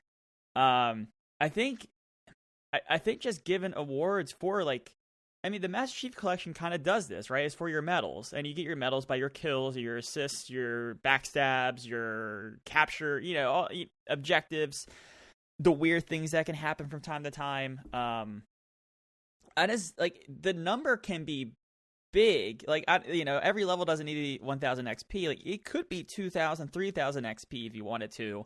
I just want to see the bar go up. At least give me some kind of satisfaction and some kind of reward for going absolutely shit crazy and going like 18-9 with 2 captures in a game. Like, let me see the difference in like how well I did that game versus my usual 8-10 average game, but I still get progression, right? Like there's got to be a difference in how I play in game to game, because it almost makes you want to play better. I don't know. I play ranked, so like people are trying to win, of course, in ranked to get your rank up. But like just in the average, I would play more big team battle if I knew I could get I could get more kills, and that would give me more points, and whatever. I've seen some people dropping out of matches, and So for me, my experience with that, I've seen it and I've been like, well, game's early or network connectivity. The game's out there free to play for Xbox One owners, Xbox Series owners, and PC owners. So the number of disconnects you're going to get is a lot higher, like probably probability wise. So I can't necessarily say it, but I've heard people say that it's because people are jumping in, they're doing their 2 kills from behind the back or whatever, their 2 melee kills to get that thing, quitting a match and moving on to the next one to get their next daily thing in. And like, that sucks. Yeah, that sucks. You saw a lot of that in Call of Duty, but the thing that Call of Duty does is backfills, at least. So, you might be handicapped for a second. This is a Warzone. This is a regular Call of Duty multiplayer. Usually, if it's early enough in a game, you'll get someone to join mid-match or whatever. And yeah, maybe that person backs out or whatever, but at least it's trying. I haven't seen it in this where another player connects, which kind of sucks. I haven't paid close enough attention, but yeah. And what's your overall experience been, Matt? Sorry. No, I it's the same. I love this game. I absolutely am in love with Halo again for the first time in a while. I enjoy playing this game both on a controller and on a keyboard and mouse. I've done both. And yeah, I think this is fantastic. It's the step back from Halo 5 that it needed, although I do like Halo 5 multiplayer when I just got into super late. But it feels like Halo 3 and 2 all at the same time. Yeah. It's fantastic. I like they're keeping it simple to start off with. There's the unranked arena, the unranked big team battle, and then you have your ranked modes, which are broken down in different capacities as well. I think that's just a clean start. I'm sure it will break out into weird things as the beta goes along here, as we get out of launch, but I just like that everything's in a playlist. Yeah, you might get oddball like 3 games in a row, and like after the second time, you're like, I'm done with this mode. But like at some point, it will keep it fresh. You will get a Slayer. You will get a Capture the Flag. You will get a Stronghold. I like the playlist approach, and it keeps the player base intact, and it mixes up gameplay at the same time. And it's been mixing it up enough for me. Yeah, I might get like oddball here or there twice in a row, but I'm usually not getting the same thing twice in a row, especially not being on the same map. At least the change in map is enough for me at times. So I think the way the multiplayer is rolled out as far as playlists is fine. I think the gameplay is fantastic. The guns are good. I haven't used all of them per se yet, but I think what I have used has been fun. Everything feels like it has its place. Nothing's too overpowered for what it is. Of course, our rocket launcher is going to be overpowered, but it pops up like 4 times a game, depending on the game, right? Do you have a favorite weapon from what you've played so far? I like BR. I play a lot of ranked, so BR is the starting weapon in ranked. I like a BR, especially mouse and keyboard, the precision. Of course, they have the precision come the other way, of course, so it's fair. But yeah, something about BR, it feels really good. That rocket launcher is great. Pistol still feels good. I like that little electric gun, but I don't think I'm good enough with it. And the heat wave, I like the portrait or landscape shooting mode of that heat wave shotgun. That's pretty cool. Pro tip from one of the Halo devs: shooting it vertically is good for players. Up close, shooting it horizontally is good for vehicle damage. Because remember, vehicles can take damage in this and break down. I was trying to think of a good horizontal, because I knew up close, vertical, that felt like a shotgun. I just melted people. The old Warthog attack. Mark, do you have a favorite weapon from this time around? I've been okay with the assault rifle for the most part, but what's that new rifle that they introduced? Oh, that 20-round clip automatic. Yeah, it's kind of like longer, like slimmer looking. Yeah, I forget the name of it, but yeah. Is it the V2498 thing? Probably. It's just another rifle, but like, yeah, I like that one. I didn't think I was going to, but I started to grow to like, and the Mangler. What's the Mangler? It kind of looks like a nail gun, but it has like a blade or two sticking out from the bottom, and you just like when you melee, it's just like I saw that one on the wall, and I passed it up because I had just gotten a needler for the first time, and then I saw that, and I was like, I want to play with the needler in this for a little bit, just see how it feels. And like, there's a gun I want to like, but I haven't used it enough to be effective. But I think it's like a type of shotgun, but like, you almost hold it like it's a Tommy gun. Oh. And like, because I think like the way you pump it, it's like. It's I don't know how to describe it. It's like an auto shotgun, but is like it the UNSC one. I couldn't tell you. It's like the C something. It kind of looks like a grenade launcher, but it's a shotgun. The UNSC one, I think. Yeah. I like that one. That feels like a normal shotgun, though. I think they just altered the regular shotgun, in my opinion. Probably that's true. I haven't seen like a regular shotgun this whole time, so yeah. But I don't think there's a weapon that feels bad so far, which is great. Like I think not at least not that's like constantly on the field. Right. Are you guys good with the grappling hook yet? No. I mean, I like using it, but I'm not good with it yet. I rarely pick it up. I just not like choice. I just don't really run into it when I'm playing, or if I do have it, I don't. It's still not in my like nature to use it. Yep, I'm the same way. Yeah, I'm forgetting I have that stuff. Yeah, like I think I end up picking up like whatever like the backhand thing is that pushes people away. Repulsor. I think I end up using that more than anything, and it's like I wish that did damage, but I get it. That'd probably be too overpowered. I guess if it did. Yeah. It was a regular arena. It was a 4v4, but it was like the desert map with the big large landscape. Someone had a Banshee is it called a Banshee in this game? Someone's flying around a Banshee. I did hook onto it and hijack it. And then he was over top the out of bounds, so I just hijacked him straight out of bounds and got the kill. Nice. So like those moments are still there in Halo, which are great. Yeah. But yeah, no, I guess that's probably my greatest feat with a grappling hook so far. I think I agree. Like I just don't remember that it's there. It's a new mechanic. Like the tagging. How are you guys with tagging? Pressing down on the D-pad, or I don't know how it is on a mouse and keyboard, but I altered it. But I like it. I use it. I think I'm used to tagging things like that now in modern video games. So yeah, I am tagging when I see at least like two people somewhere. I don't know if people are paying attention to it, but I'm doing it. Yeah. Yeah, like I would probably use it more if I was on mouse and keyboard, but surprisingly, I've been using the controller this whole time, playing on a PC. But like, for me, it's like for some reason it's like it's up on the D-pad, and like down for me is like the radar thing or whatever.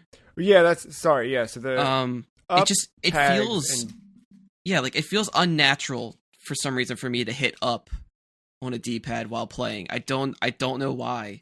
It just feels weird to move my thumb there. I think it's because you're pushing up on the analog stick so much that if you do have to come back down, it's easier to keep rolling in a downward momentum rather than go down and back up before. I don't know. It's like, all happening so fast. To ping something, like you have to stop moving. Yeah. So it's like, if it was like a different button, if I can assign it, then maybe I'll do that. Because like I think for me, I don't know. And also, like, changing grenades sometimes can also mess me up if I'm in the middle of a fight, because that also stops you. Like, anything D-pad just fucks you up. Sometimes I try to use my right thumb to push the D-pad, but it's not always the best solution. Yeah. It's fun. We, surprisingly, still have not played together. We have to do that.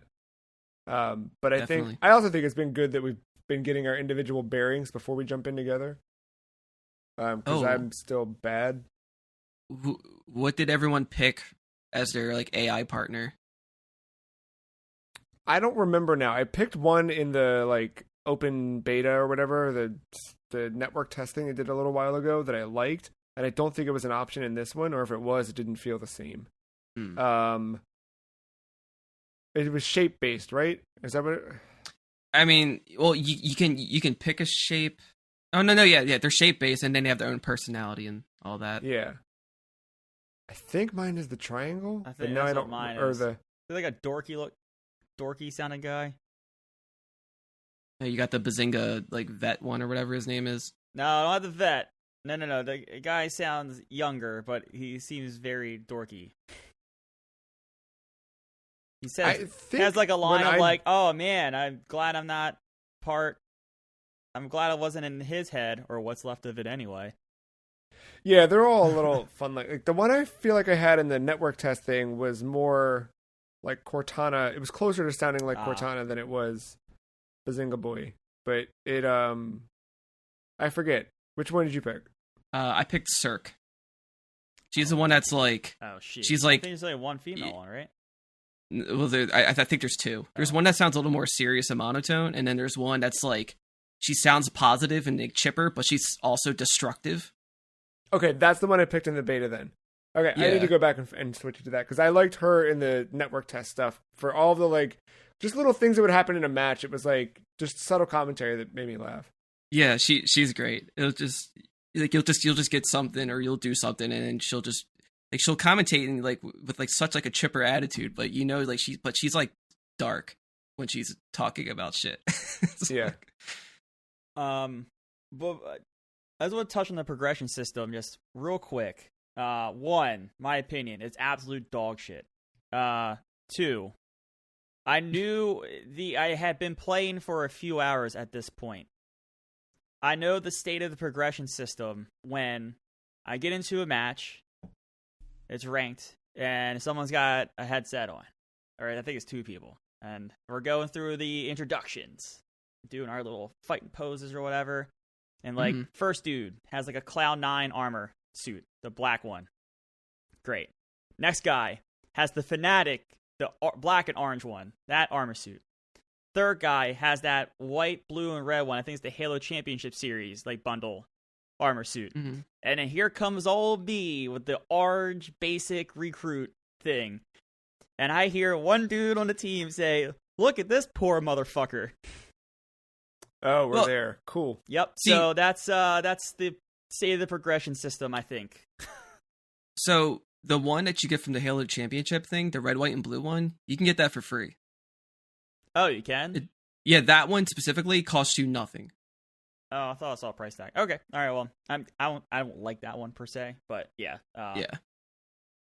Yeah. No, I was like, all right, yeah. I've been playing this for a couple hours. I can't even do anything kind of unique or cool yet with my character. Yeah, I think that's kind of where we're at with it. I think they are kind of doing it. If you really wanted to get a cool skin, like, do the rotation. I'm just going to say things we've seen before, but, like, do the Fortnite, the MK11. Dude, they're doing that, and I stumbled into that menu, and I was like, this looks like Fortnite, and I hit left bumper as quickly as I could. I was, like, grossed out by it. But at least, like, let me get, like, if I see something cool, let me get it. And then from the developer's standpoint, if you're changing every day, it gives you an excuse to check in. I mean, I wish at some point, like, it's cool that it's free to play, and I understand, like, it's letting a whole bunch of people in, but I really wish they did something like a Call of Duty 4 Modern Warfare, where, like, it was a few bucks to get in, but, like, you can do the season thing, but you can do this prestige thing, like do a battle pass thing, level up, but once you hit like level 70 or something, with decent progression, allow me to prestige and get all the same stuff I got, but in weird colors, like, that weren't part of the original scheme. And let me do, like, yes, there's a lot of customization, a lot of art and design they're going to have to do for the battle pass in that regard, but, like, I feel like if you just did different shades of color, one, you can do really cool things without having to do, like, a whole color palette on your armor. You do like, pink shoulders, lime green, like, make your character really stand out if you did it armor by color. And then it will allow you so much more room in the actual battle pass to create things and just do a palette swap. I can't imagine just putting a color on the model that you already have designed is like that much work. So I don't know. I feel like just letting you, like, prestige that battle pass a couple times in that month or whatever. And then the thing I do like that they're doing, I mean, we haven't gotten there yet, but once, like, seasons 2 and 3 come, like, I can continue my progress in season 1, and there was a cool color in Prestige 3 or something I could work on. Yeah, I don't know.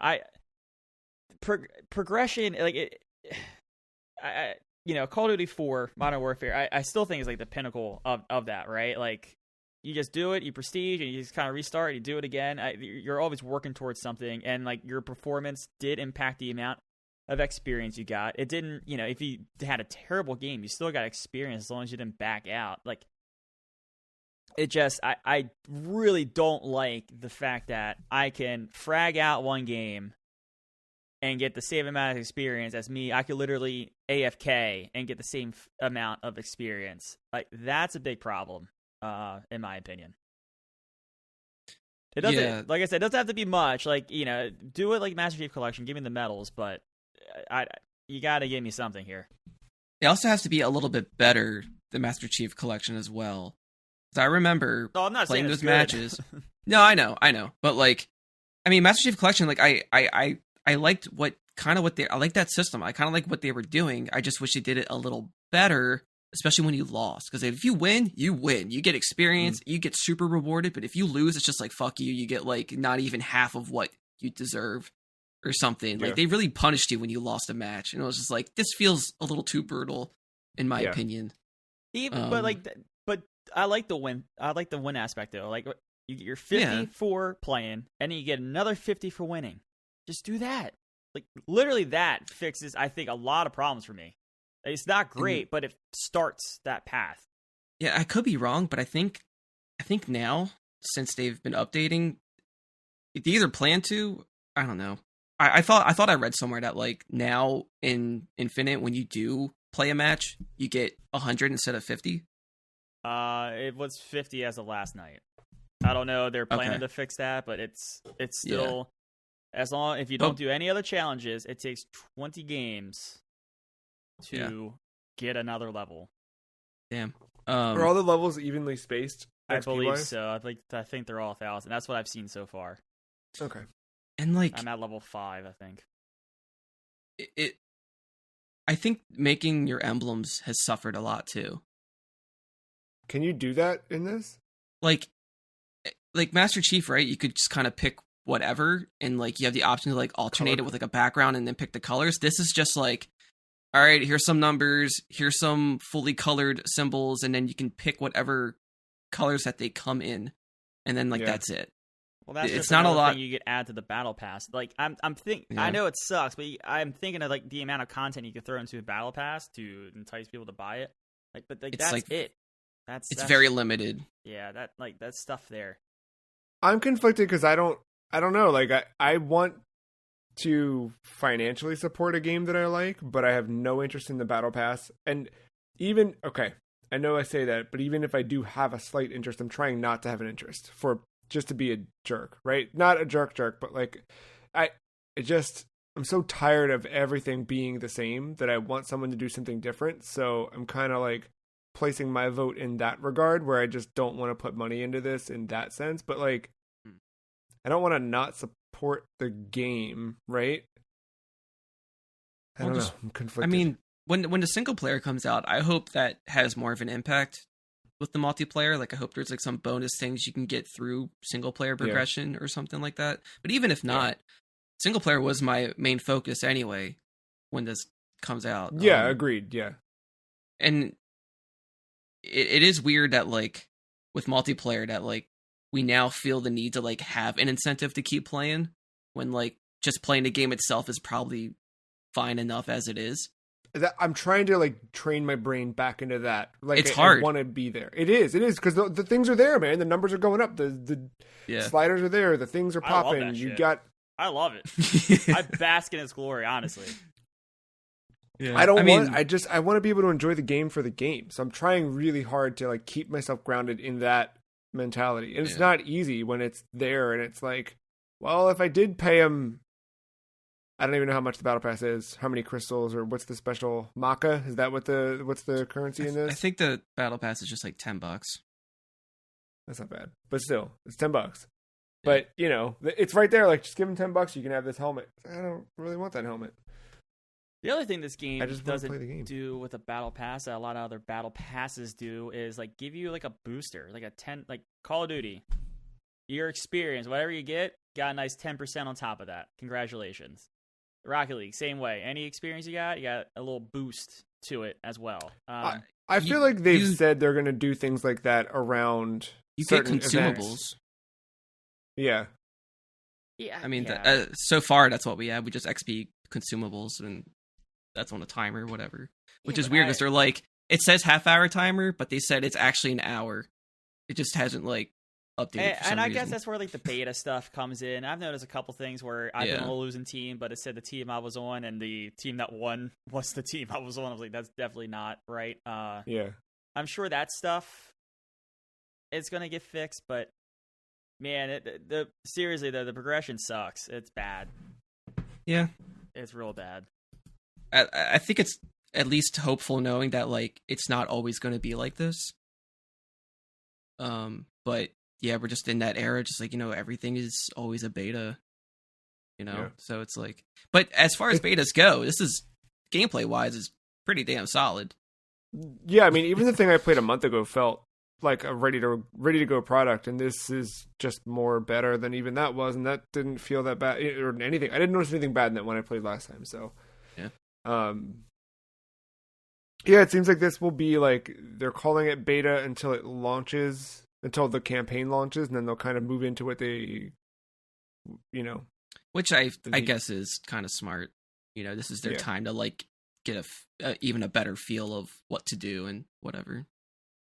How do you have you seen or can either of you gauge just from the zeitgeist? Like, is this hitting? Is it landing with people? Are people playing this over some other shooters this fall? Like, I think Call of Duty seems cold this time around, for many reasons. Battlefield just came out the week before this, but Matt, you were saying before this, like, you nearly forgot Battlefield came out when this dropped and you hadn't jumped into it. Like, how is it time for Halo to return? I think so. Yeah, I think this feels real good. I think there was some pressure to get the multiplayer out to take some cake away from Battlefield and from Activision, and to capitalize on like Vanguard not hitting before they put that game on sale. Probably at Black Friday. I think it feels really good. There's been from what I've seen, there's been a lot of positive buzz. I don't mean to echo the sentiment, but I think I am echoing like what I've been seeing, where gameplay is great. What the fuck is this progression system? Okay. Yeah. I mean, that's pretty much what I've seen. Do you think Fortnite kids will jump to Halo? I hope not. Stay over there. Have fun. We might get some iOS people. Sure. Probably. Like if depending on the age range too, and if they have like older siblings who have played Halo before or something, they might like rope them in and this is their first Halo or something like that, or like, oh hey, look, it's that guy from Fortnite. It's in this game. Right. Yeah. Because I'm curious, like, can this ride the wave a bit and become the new wave to ride in the end? Because I think so many games that pulled from Halo took over Halo. Probably. Like, I think if you grew up only playing like battle royale games and you're used to just like you lost this round and then like start over, they might find us a little more relieving. That like, hey, all right, you died, but you come back. Like, you still have a chance to win this. Like, right? Yeah. Yeah. Is this the first free to play like AAA just multiplayer, not battle royale? I mean, Apex has the Counter-Strike mode, but that's still permadeath per round. Right. Yeah. This is different. And also, like, it's not just like you don't always have to shoot each other, but like you have capture the flag, and then like you have oddball, and it's like, and then you have like covering the different Call of Duty has that too, taking over the areas, what have you, and the other stuff. But yeah, but that's part of it's just paid multiplayer though. Like you have to buy the game for that part. It's like, yeah, this has a lot to offer and it's so different, and not being a battle royale, I think, in a way, kind of helps it. And the only things you can spend money on in this game are cosmetics. Like, all game modes are free. All weapons are free. Like, it's literally just skins and helmets and whatever.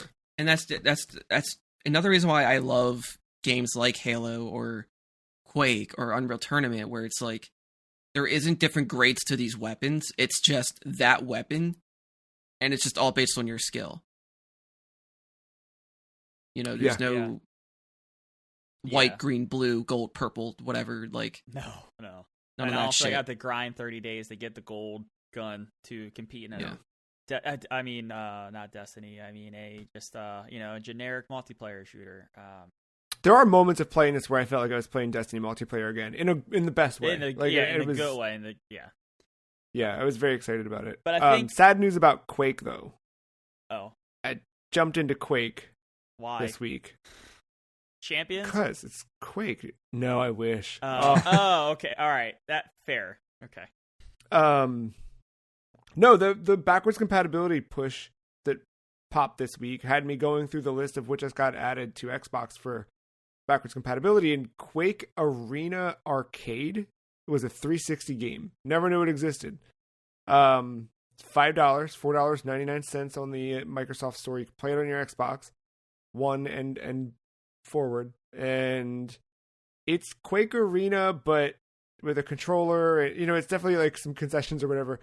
I was able to get into a match with the other player, I think 2 other people. We just ran around playing Quake Arena. It was fun, very fun. And then I was like, I wonder what Quake is up to right now, you know, because they just did that re-release a couple months back. I looked when I went to go pop Quake open on the Xbox. All my friends who had played that game 3 months ago had last played that game 3 months ago. It's like, all right, I wonder what the state of the multiplayer is in this. Popped it open, could not find a match. I was doing global or cross-platform search too, like looking across Switch and PlayStation and nothing. I manually looked for active matches. There were 3, and I connected to one, and it was just like, it was so like earnest. Like, it was just this one guy who made an Insta-Jib room just for people and it was just me and him hanging out, running around, shooting each other, and I did it for like 20 minutes just with this guy in a blue Quake dude outfit. Just had a good time. It felt like the good old days, and then it was like, all right, I gotta move on from this. But yeah, it was very, very sad to see that like not many people were still playing Quake. So I'm gonna keep playing Quake a little bit in between Halo sessions, I think, just to keep it alive. Yeah, Halo's a ton of fun. Yeah, Big Team Battle, I did my first one finally this week, or last night rather, and it's got something, man. It's got something good. I haven't done Big Team Battle yet. I was probably waiting for you all to jump into that because of the vehicles and things of that nature. Yeah. I did one. The good thing about that is that I feel like there are a lot of people who are worse than I am that are right, because you're just hanging out playing, and right. I'm not good, but I'm not bad, but I'm not good, but I'm better than some of those people. So there's like the idiot in the back of the Warthog who's just flailing around to shoot and doesn't know what he's doing, and I just pick him off real quick, like surprising myself at how well I was doing it, like taking some things out, and then yeah, it's a lot of fun, man. And again, like there's that kind of there's options, there's variety and versatility, I think, in a good way. Halo is back. Maybe we'll see. We'll find out. Yeah, we had one more little segment. We're gonna kick that to next week because we went long on Halo, which is good because Halo is good, and we're gonna talk more Halo soon. Serious question now that Infinite, because we talked about this I think after we stopped recording last week, but you guys still want to finish 5 before Infinite comes out? Yes. Okay. I don't care how. Like recruit at this point. You what? So dropped it back. It's like recruit, blow through it in 2 hours. Yeah. Yeah, just to get the story bits out of the way. Well, speaking of things we might play this week, what are you guys planning on playing this week? Stay in Infinite. I've still been plugging away at Magic.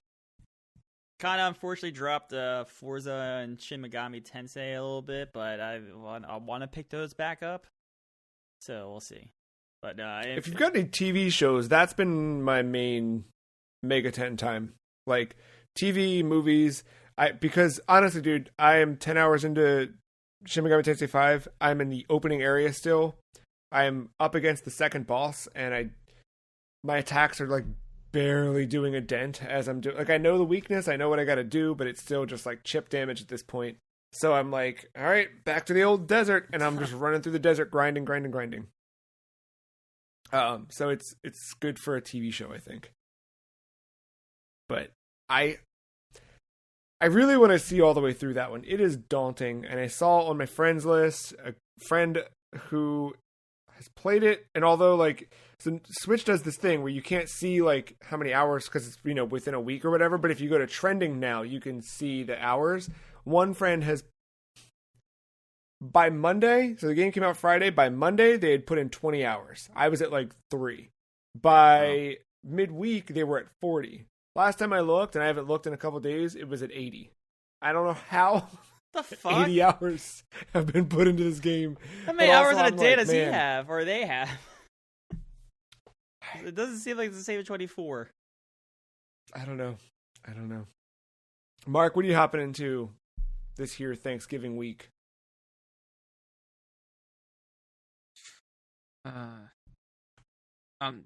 Honestly, Halo is probably the only answer right now, but I love like it. Here and there, I'll turn on my 3DS just to randomly like pick something and see if I feel like playing anything there.